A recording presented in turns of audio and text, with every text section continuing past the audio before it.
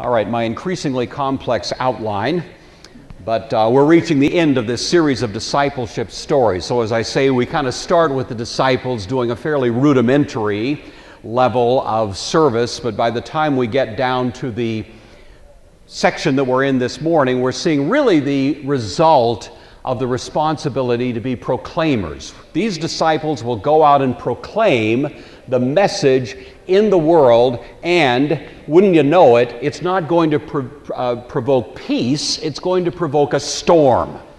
And all through the history of the church, when God's people have been out there on the front lines proclaiming God's truth, storms come rolling in. And many times the church feels that it's imperiled in the midst of a great tumultuous kind of threatening circumstance. And in some ways this story is here just to remind us that as threatening as the circumstances may seem, Christ is nevertheless there as the one who is competent to protect. And so the final story in this discipleship series is that Christ is with us, and He's with us with the power to protect. Mark starts off, on the same day when evening had come, he said to them, well, let's cross over to the other side. The same day is the day that we were just looking at. In fact, the last several sessions have been connected to Jesus' ministry in the region of Capernaum. Last week we were looking at Jesus teaching in what was probably the Bay of Parables. He's in a little boat, he's out in the water, he's speaking to them, the voice carries, you recall all that. It's been a long day. He's been teaching many things in parables, probably much more than we have recorded for us in the book of Mark. He's also had private conversations with those who are his closest intimates, giving them some insight into all of this. And now it's time for a break. And so Jesus says, let's cross over to the other side. This is significant because it's the first time in Mark's gospel that Jesus departs from Jewish territory. Up until now, he's been in Galilee, he's been in Capernaum chiefly, but now for the first time, a little excursion to the other side of the Sea of Galilee, which takes him into this more Gentile situation. Now, next fall, when we come back, we're going to pick up the next story, which is the Gadarene demoniac, in which Jesus is in the region of the Gadarenes. That's Gentile territory. So we'll see a little bit of the drama that plays out there. In fact, this story, the calming of the sea, is the first of 4 miracle stories. It seems that what ties these 4 stories together now is something of a decision time. We're finished with this series of stories related to discipleship, and now we begin to focus on the question, what are we going to do with this man? And it's more of an open question. And so each of the miracle stories that unfolds for us is kind of putting the question to us. The first one here, calming of the sea, pits faith versus fear. Are we going to trust Christ, or are we going to fear the circumstances of life? The next story we'll look at in 4 months, the Gadarene demoniac, faith versus status quo. Faith will mess up your life. In case no one's mentioned that to you, let me just tell you now, up front. Faith will turn things on their head. And sometimes turning things on their head threatens the status quo. These Gadarenes say, look, Jesus, would you just get out of here? I mean, we appreciate the miracle you've done. It's nice. This guy's now sane, not tearing himself to shreds. We don't have to hear his shrieks all night long. But really, would you get out of here? You just had 3,000 swine just went over the cliff. I mean, that's an economic impact, And so, what is it? What do you want, faith or status quo? The next one, the woman with the issue of blood, faith versus concealment. We'd rather keep our faith a secret. We'd rather keep it very private so nobody knows about it. That's not the way faith works. If there is faith in your life, people are going to know it. If they don't know it, then you better doubt whether there's really faith there. Faith always reaches the surface. It always comes out your fingertips. As I heard a great preacher say once, the idea is that faith is on the outside of your life as well as on the inside. And this woman wanted to come in under the radar. If I can just touch the hem of his garment. And she feels that electric shock. She's terrified. It's all going to come out. She'll have to confess in front of everybody. The whole story. but that's the character of faith. Finally, the daughter of Jairus, the fourth of these. Faith versus social status. He's a ruler of the synagogue, but is he willing to humble himself now for the sake of his dear daughter who has just died? So each of these is kind of a decision miracle story, and as I say, I'm giving you a little teaser because I'm hoping you might come back next fall and help us work through some of these. So Jesus says, let's cross over. It's about a 2 or 3, maybe 4-mile journey from where they were near Capernaum, and it creates the setting now for the first of what is called a nature miracle. People who think about these things have noted that in Mark's gospel, and really generally in the New Testament gospels, you have 3 kinds of miracles. So there is the nature miracle, such as what we have right now. There are healing miracles. We've seen several of those along the way. And there are exorcism miracles in which Jesus would cast out demons, confronting the powers of hell. The first 2 of these have precedence in the Old Testament. So if we look in the Old Testament, we certainly see healing miracles, sometimes dramatic. Of course, you know stories of people being raised from the dead. Very dramatic healing stories in the Old Testament. We have nature miracles. Probably the most famous nature miracle in the Old Testament, the Exodus. The Red Sea is split, and across they go on dry land. There is no exorcism miracle in the Old Testament. It is unprecedented. And Jesus uses that in a sense to announce something has happened. Something is different. If I, by the finger of God, cast out Satan, then what?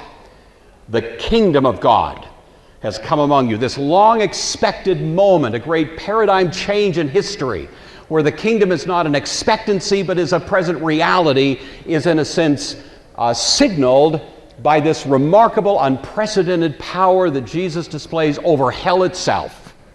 The strong man coming and binding another strong man and plundering his goods, you see.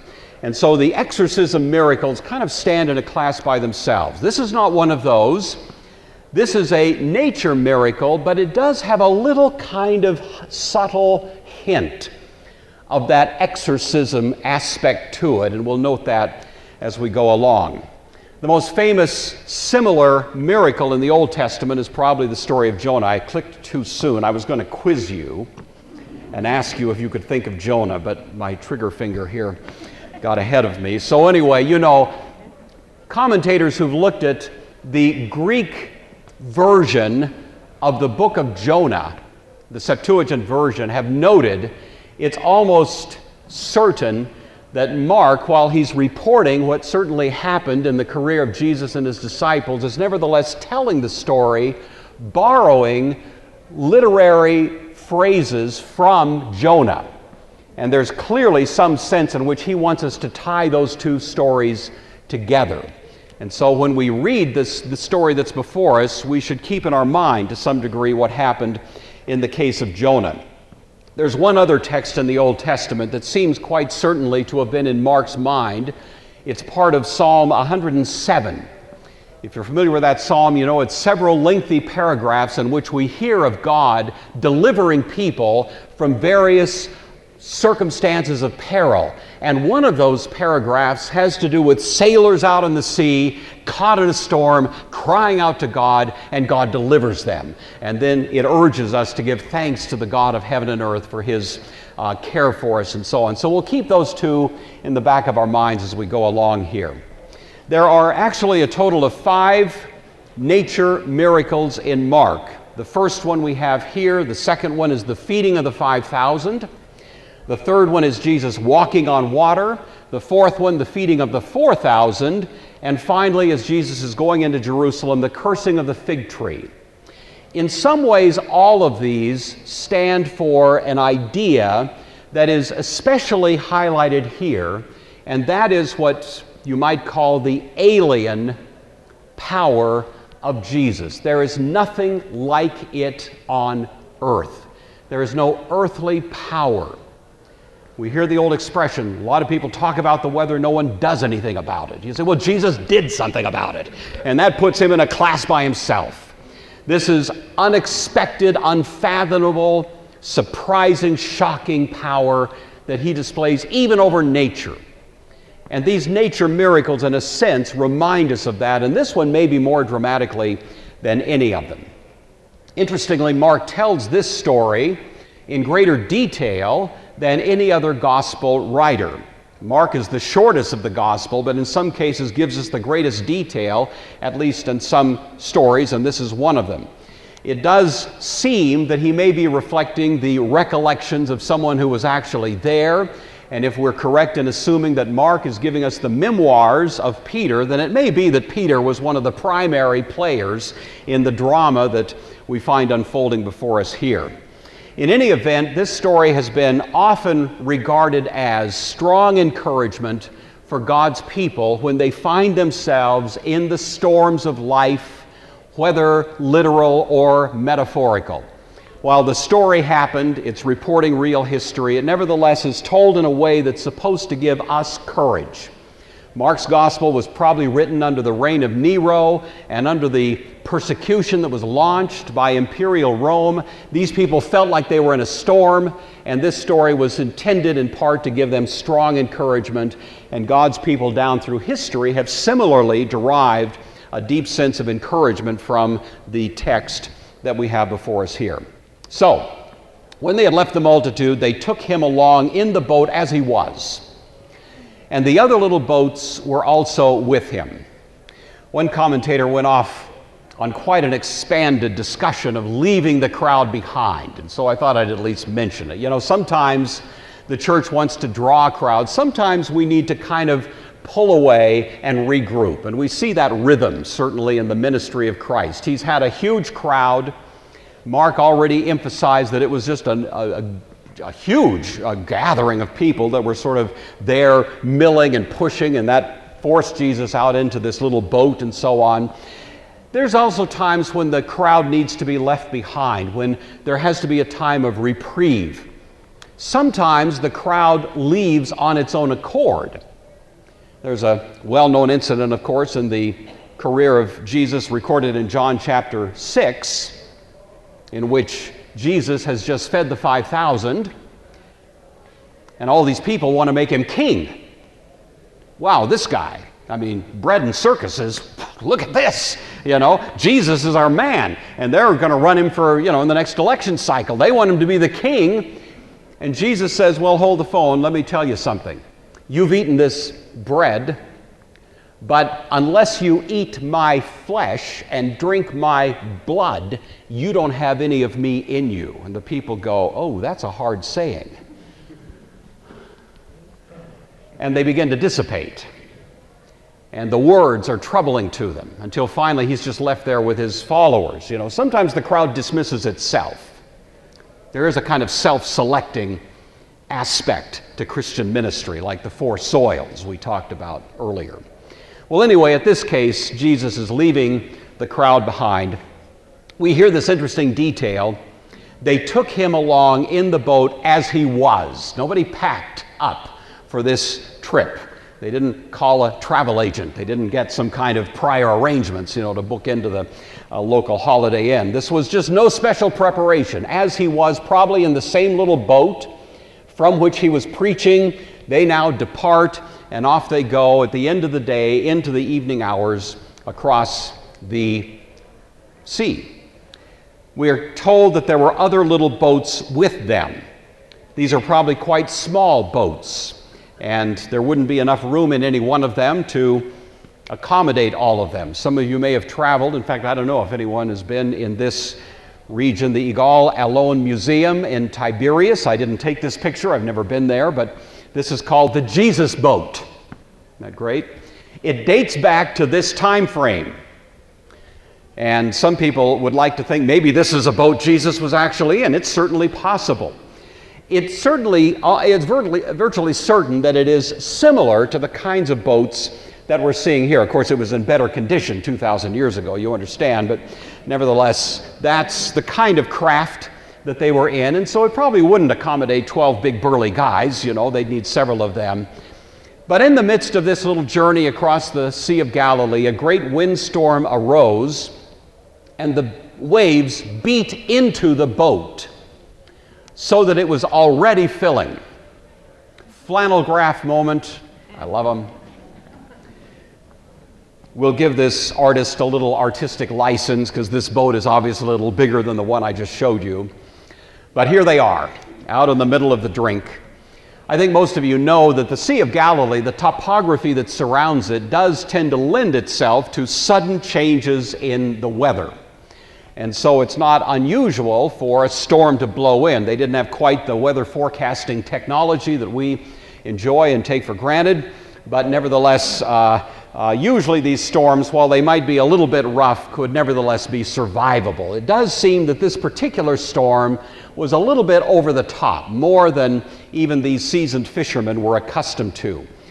Mark interestingly uses the preposition, the waves beat into the boat, not just on the boat, but into the boat, suggesting to us that feeling of the pressures of life, not just beating on the door, but actually crashing into the living room, actually making a little bit of mayhem in your life. And so the water is plowing in, it's threatening, it's flooding, it's swamping the boat, and we're feeling very much at loose ends.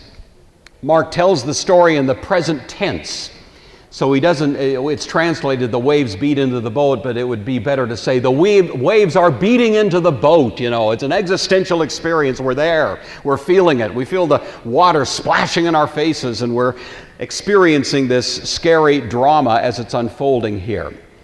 The story is told from the disciples' point of view, and these are seasoned fishermen, as we were saying. We wouldn't expect them to be shaken up very easily. They've been in storms before. But here they are seized with terror. You almost get the feeling that there was something maybe a little diabolical about this storm, that it was more than your usual storm that blew in. Something about it seemed as if it almost had a personality to it. And the way that Mark tells it would give us an impression that the disciples feel like something terrifying, beyond the ordinary, is occurring. For as long as Christian commentators have been commentating on the Bible, it's not really a good word, is it? I should say commenting. But as long as it's been happening, this story has been tied to the church. It has been one of the most attractive ways of interpreting it that we've ever seen in history. The boat, in a sense, is the church. And even the symbolism of the boat representing the church is very common, going clear back to the early days of the church's history. And so it's an inviting way to think about it, and indeed it's the way that I want to think about it, because I think it's fundamentally correct that while Mark is reporting to us a remarkable moment, he wants us to live this story because, in a sense, we're in the boat. And we are experiencing this storm and feeling the threat and feeling the peril. And he wants us to experience it more or less in the same way. And of course, here we are, threatened by the storm, and Jesus is out cold, in the stern, sleeping on a pillow. Somehow he remembered to take his pillow. And they awoke him and said to him, "Teacher, don't you care that we're perishing?" In the back of these little boats, there was a bench, a low bench. You can imagine at the stern. It's not wide enough that you can stretch out. This is not a cot.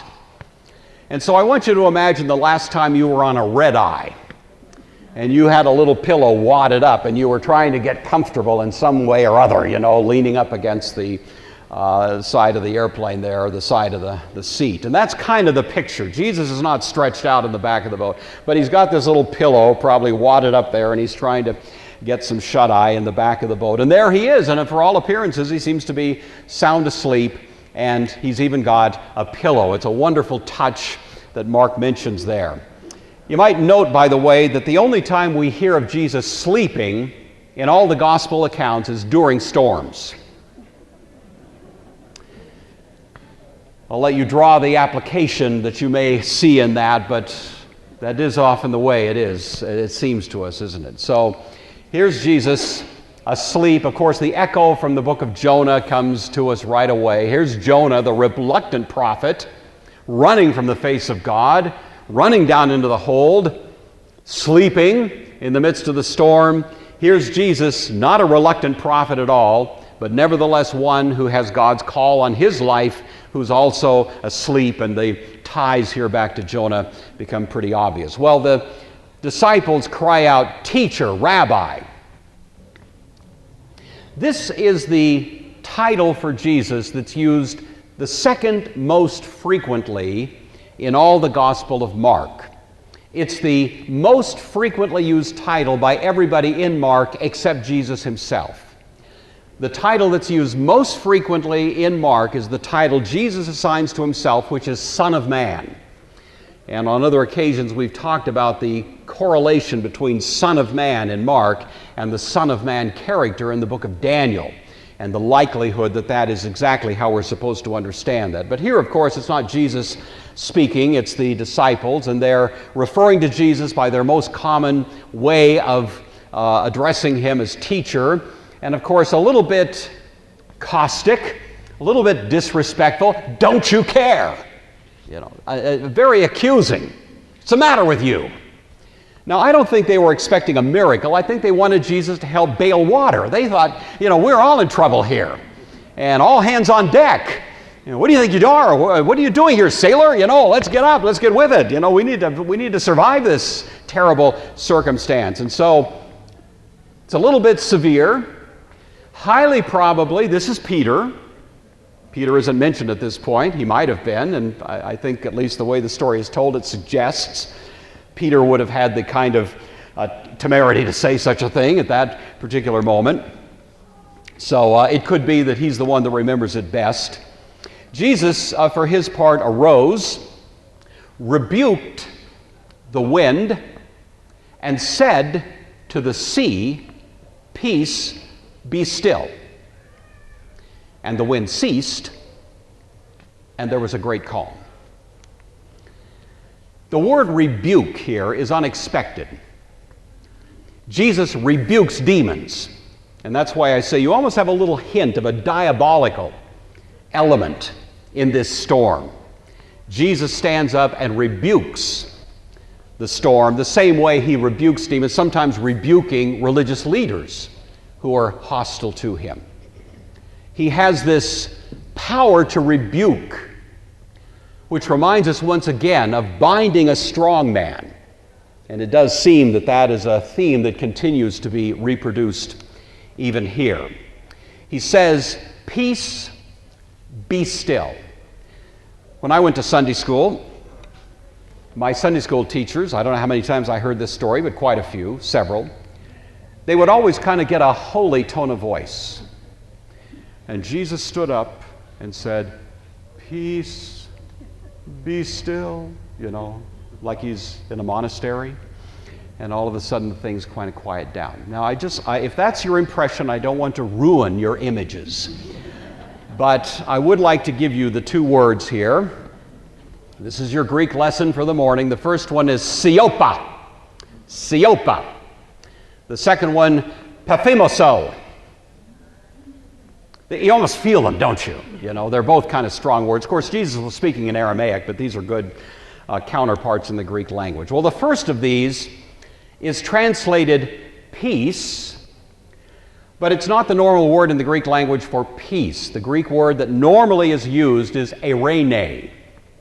Eirene is commonly used, for example, in greetings. "Grace and peace to you, charis kai eirene," from God the Father and the Lord Jesus Christ, that sort of thing.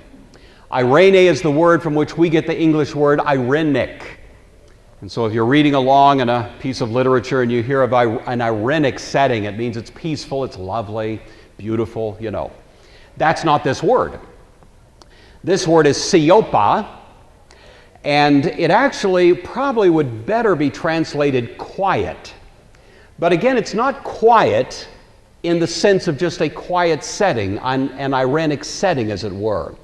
It's a word that is barked like a command. So if I walked in here, Sunday school one morning, and found you flying paper airplanes in the world, shooting spit wads, the kinds of things kids used to do in my class, totally out of control, and I was trying to get some order, I might walk up to the room and say, quiet.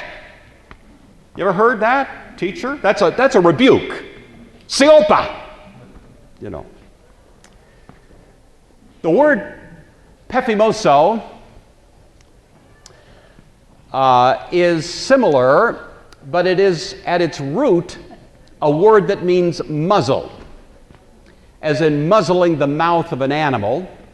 It was used colloquially in the first century as a kind of even sharper rebuke, and the counterpart in the modern language would be what? You're all thinking it. What do you think it is? Shut up. That's what Jesus said. So Jesus gets up in the back of the boat. Maybe he's a little grumpy because Peter just woke him up. I don't know. But he stands up, looks out in the storm. Quiet! Shut up! And immediately, there was a great calm. Just imagine being there. That nightmarish situation is gone in an instant, and you almost think, was that real? As almost instantaneously, stars are shining, the moon is glistening on the surface of the water, a light breeze is blowing. So, what happened to that storm? And Jesus just rebuked the storm like it was a 2-year-old child, and it obeyed immediately. What would be your reaction if you had been there? Just entertain that thought for a moment. But while you're doing so, I want you to think about how much people want calm, how desperate we are for calm. I've been paying attention to TV commercials lately, and it's striking to me that it seems to be somewhere approaching half the commercials I see are somewhere in the agenda of the commercial promising you calm, giving you something that's going to put your life at peace, put you in a situation of security, in a situation of quiet. And yet I think you know as well as I do that especially in our culture, there's only increasing anxiety, there's only increasing absence of calm, and it makes you wonder, where does it really come from? And here's Jesus with one sharp rebuke at the storms in your life, bringing calm in a way that only He can do. He asks the question here, why are you so fearful? How is it that you have no faith? That's a very probing question. And I guess I just want to leave this as a thought in your mind. Every one of us in this room, I assume, has anxieties, things we worry about, little pockets in our lives that produce a certain degree of fear. We may not mention it to many people, we may kind of keep it to ourselves, but there's those things that cause us a certain degree of anxiety. Now, if you have the detachment to do so, it's a very good exercise to pretend that Jesus is asking you the question, when you see the vagaries of life threatening your well-being, be it financial well-being, be it health well-being, be it family whatever it is, whatever is precipitating the anxiety in your life, to pretend that Jesus has asked you the question, why are you so fearful? And then, as the old saying goes, follow the money. In this case, follow the fear. Follow it. Why are you so fearful? Keep following with integrity, and I tell you, you will sooner or later find a closet somewhere where you, in fact, doubt God. You either doubt that He is great or doubt that He is good. And when you doubt God, the question becomes pertinent, do you not yet have faith? Which is actually the way this is stated in the original language. Don't you yet have faith? You may have faith, but do you not yet have faith at this level, at this point, in this closet, on this issue, on this thing that causes you some concern? Don't you yet have faith here? Do you really still doubt that God is either great or that God is really good with respect to this part of your life? Why are you so fearful? Storms are calculated in God's sovereign wisdom to smoke out the places in our lives where we still doubt Him. And they can be very well-tailored storms. God does designer storms to reach your life in a way that will discover where you still doubt His competence or His benevolence. And here comes a storm, and Jesus asks the question. Faith, you see, is the substance of things hoped for, the evidence of things not seen. It is at the root of the matter confidence in God, in spite of what life is handing me. And when I start feeling a little shaky, a little anxious, then it means that I've lacked that substance, that evidence, at least at that point in my life, that thing that I'm sweating about. Interesting response from the disciples. They feared exceedingly and said to one another, "Who can this be, that even the wind and the sea obeyed Him?" Now, if I'd been writing the Bible, thank God that is not the way it was, I would have said something like this. Jesus rose up, He rebuked the wind and the sea, and there was a great calm, and the disciples rejoiced in the great display of God's power and in the sense of confidence they could have in His capability of controlling even this storm. The language here is very pointed and very clear. They were more fearful after the storm was gone than before the storm was gone. They were more fearful of this one than of the storm. They would have traded places with the storm, because all of a sudden they are up against that which is unfathomable, mysterious, and terrifying. They are filled with exceeding greater fear. Mark makes this very clear. More fear now than just a moment before in the midst of the storm. Their fear of Jesus, in other words, exceeds at this moment their fear of the storm. This is another distinct parallel to Jonah and that story. The language is borrowed almost verbatim. But listen to this short paragraph from chapter 1 of Jonah. This is when Jonah has told them, "You got to throw me into the sea, and then it'll be okay." And these guys are trying everything they can to avoid that. Nevertheless, the men rowed hard to return to the land, but they could not, for the sea continued to grow more tempestuous against them. Therefore, they cried out to the Lord and said, "We pray, O Lord, please do not let us perish for this man's life.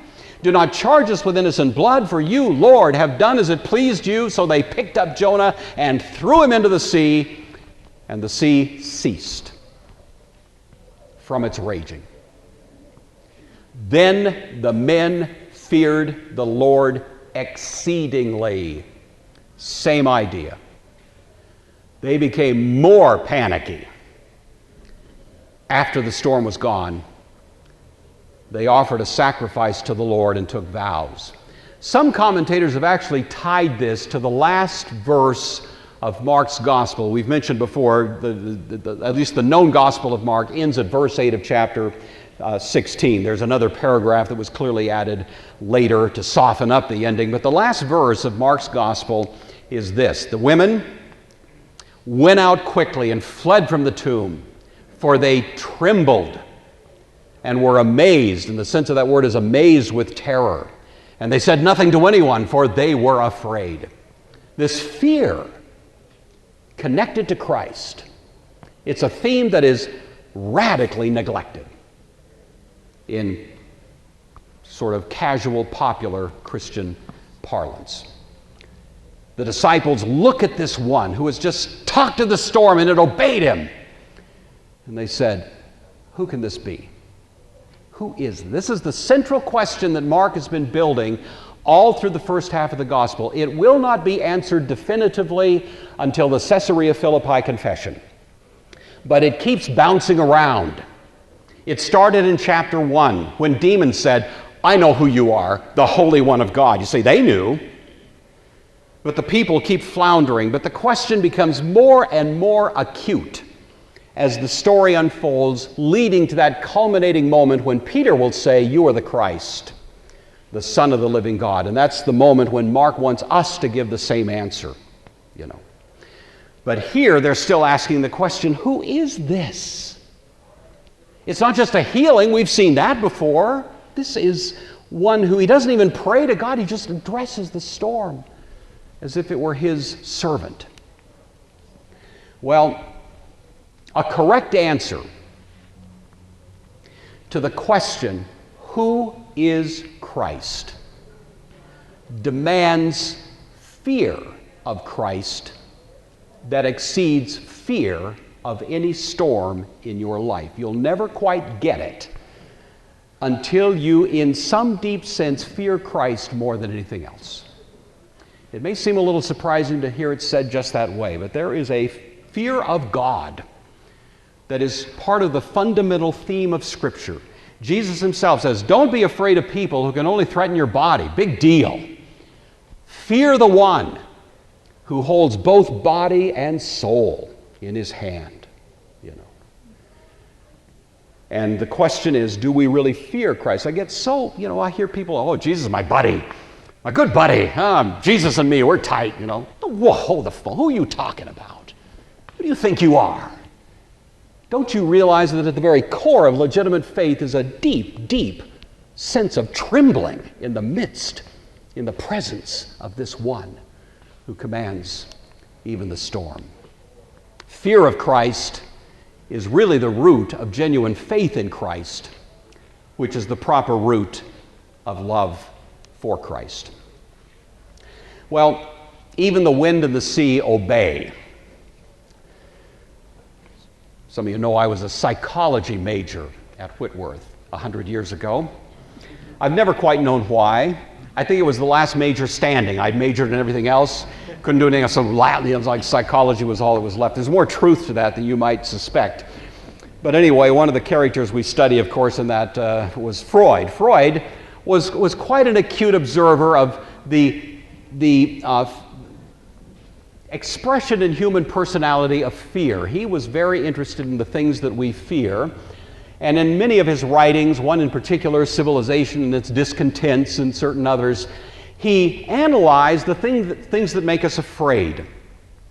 And he noted that as a general rule, we fear things that are impersonal. Impersonal threats are more frightening to us than personal threats. By that I mean, if I've got a hurricane bearing down on me, or a tornado, or some impersonal threat, it will tend to provoke more anxiety. If a person pulls a gun on me, that may be very threatening. But at least it's a person, and I have something in common with a person. So I can plead, I can beg, I can barter, I can flatter, I can do whatever. I can try to pull out any thing I think of, push any buttons I can imagine that'll try to find some basis to negotiate. How do you negotiate with a tornado? How do you find common ground with a hurricane? How do you do that? It's an alien thing in a sense. It just operates by its own rules. And so Freud says, he being an atheist, of course, that he believed that this is really the start of religion. Religion, he thought, was a neurotic disease. And part of the neurosis was precipitated by our desire to personify the impersonal threats of nature. And so when I'm being threatened by a storm, I invent the God of the storm. And I can talk to the God of the storm. I can offer sacrifices, I can make appeals, I can plead for mercy, I can do whatever, And so Freud says that's what we do.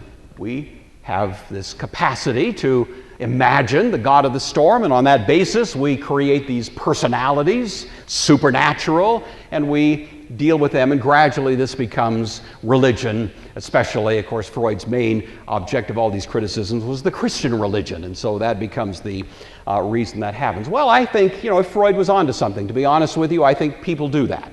I think you can find evidence clearly enough that a lot of the idolatry in this world, a lot of the religious, or at least practices that pass for some kind of religion, are indeed provoked by a tendency to kind of personify the impersonal forces of nature. My critique of Freud, however, is this, that he left out a category.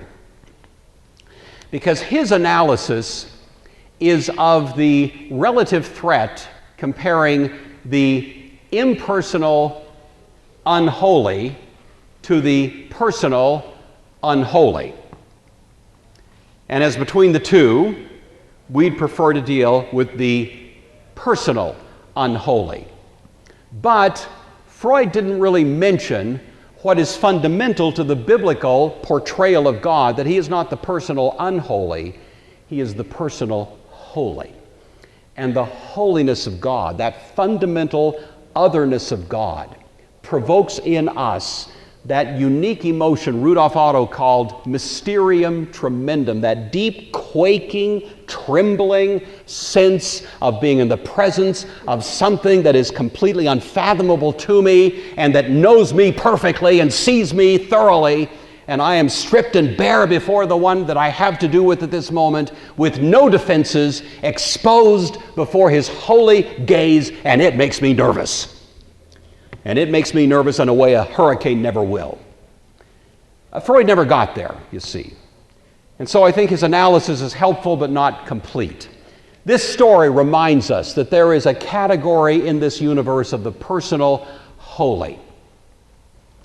The point, therefore, is that the fear of any threat in life must be exceeded by the fear of the Holy One of God who controls winds, storms, Neros, or any other threats that may come blowing into your life. So my Sunday school lesson for the moment, for the morning, for the spring actually, for the whole summer, here it is. Only Jesus can bring calm to the storms of your life. Only Jesus. We all have storms, let's just face it. I have some storms in my life. You have some storms in yours. I don't know what yours are. You probably don't know what mine are.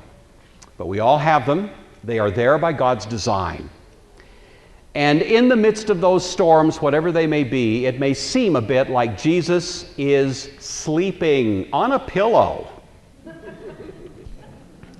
St. Augustine said, quote, "When we allow temptations to overcome us, Christ sleeps in us.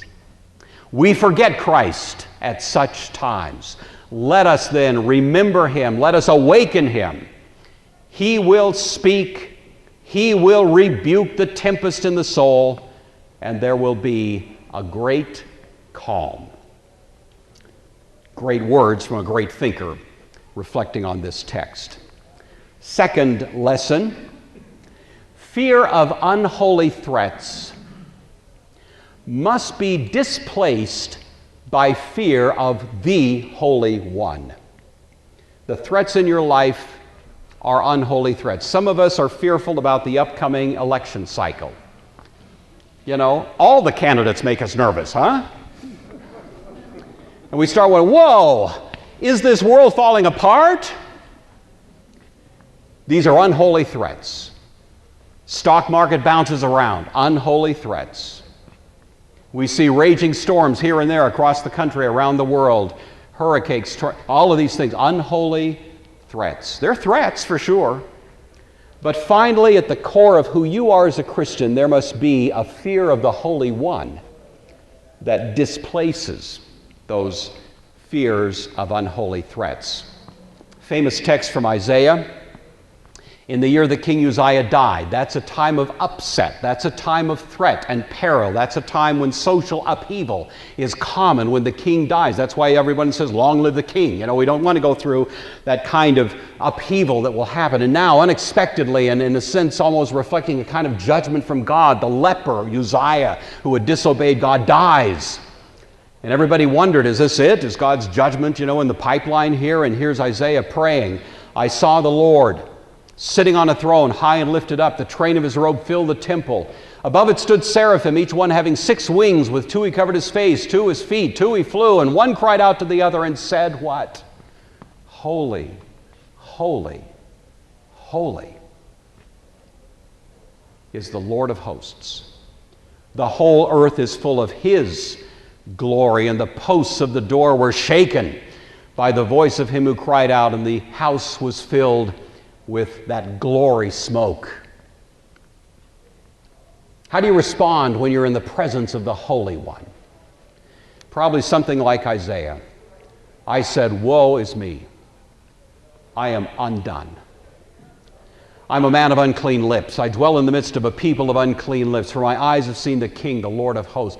All of a sudden, all the other threats in life paled compared to this Holy One. And that's, in a sense, what those disciples saw in that boat. They saw the Holy One. And just as Isaiah felt trauma reaching to the core of his soul, they felt that same thing. Who is this? That even the winds and the sea obey him.